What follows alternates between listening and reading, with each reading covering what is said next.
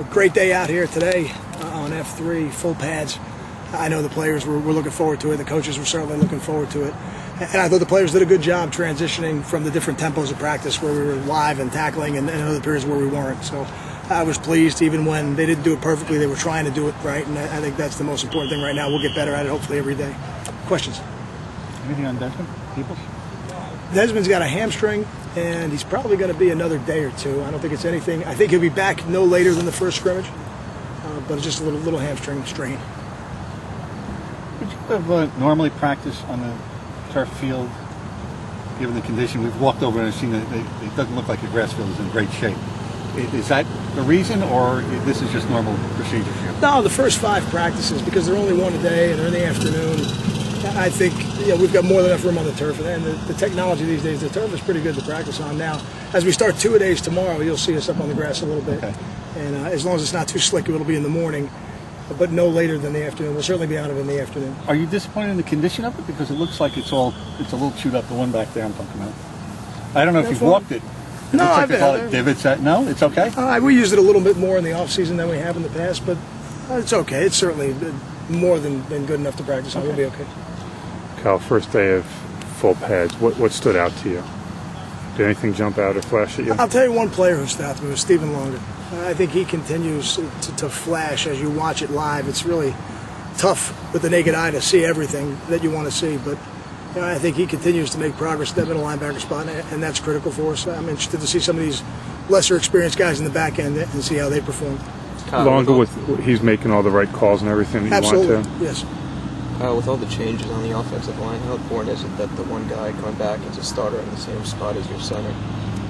I think that's where it begins, and I think to the offensive line coach, the center is always the most important guy because he's the one who assures that everybody's on the same page, and the team has really done a good job of that this summer in training camp, and I'm pleased with his progress. I think he's done a good job, and now we got to continue to evaluate that group, on film as we go. And it was good to not notice Chris Muller today, so I'm anxious to get the film on and see how well he played, but he certainly didn't stand out as somebody who was not playing well.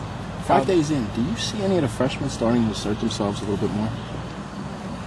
Not so much the freshmen, really. I guess probably more the redshirt freshmen more than anything. They're the ones who are coming on a little bit, guys like Stephen Longer, Quanzel Lambert, Chris Muller. They're the ones really to me that are showing up right now, but they may not be the only ones. And it's still a little bit early. I think we got to give them a little bit of time. Are you happy with the way Quanzell's fitting in there at the end position? I am. I was looking over at Indy today, and he's starting to look like one of them as he goes through the drills, and I think that's the first part. You got to be able to do it in the drills, then you got to be able to do it in the fragmented periods like inside run and scale, and then ultimately you do it in team and other games. Between Pratt and Peel and Carew, are you confident you have enough guys who can go over the middle and make some tough catches and complement the Coleman and the Agadosi, the big play guys? And did you feel like that was something kind of missing, an element missing a little bit last year? No, I never felt like it was missing, and I don't think we have a lack of toughness there. I think we've got good, tough players at that receiver position. And even in the limited things that Brandon has done, I see what Coach Prince is doing with him, and he's running routes in every part of the field. I think that's important that Brandon Coleman, we're able to take advantage of him in every situation. But whether it's Brandon or Pratt or Ruhan Peel, even some of these younger players who have flashed. And I thought Miles Shore had a great day today in the afternoon. And it wasn't only because of his catching the ball. I thought he did an excellent job of blocking in the run game. I thought he did good things in special teams. So, I think we've got a lot of players over there that can help contribute, and I certainly don't think there's a lack of toughness.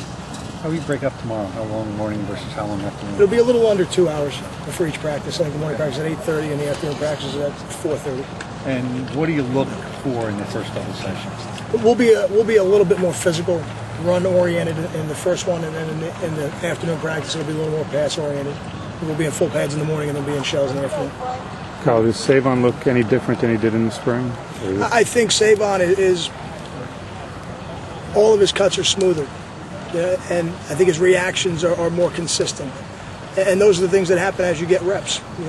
Coach Prince is utilizing different aspects of the run game. This offense is so inclusive. There are very few things you can't do in this offense, and every coordinator I've worked with accentuates different parts of it. And it's a little bit technical when you describe it that way, but I think Savon's done a great job of really working hard through the offseason, working hard through these first 5 practices, and I think it's paying off for him out there. Kyle, we saw Paul James rip off a couple nice runs during the live session. Is that sort of what you're looking for another 2 guys that have that extra burst there? Yeah, I want to see PJ do what we ask him to do. Right now, he's getting a chance to operate against the second defense, and he's having success. And the more success he has, the more opportunity he'll get to maybe play against the one defense a little bit. Kyle, Time for 2 more. what will differentiate the guy that emerges as your punt returner from the rest of the competition? Well, the first thing will be the guy we have the most confidence in of catching the ball. That's critical when you put that person back there. And then I think we got to decide as we get closer to the game what are going to be the individual roles of people. You don't want any one person to have to do everything unless you don't have an option. But I don't think that's the case for us. I've seen Karan Pratt go back there and really look good. I've seen Miles go back there and look good. I've seen Janarian Grant go back there and look good, and some other guys. But those 3 for sure have gone back there and really look natural catching it. So now we'll have to see where they fit with all the other pieces of the puzzle and then make that decision when we get closer to the game. When you say do everything, what do you mean by that? Well, if you didn't have enough talent, you might have to have your number 1 receiver be the punt returner, be the kick returner. You know, I don't think that'll be the case for us. I think Jeremy Deering will be an excellent kick returner for us. I think Miles will be back there with him the way it stands now.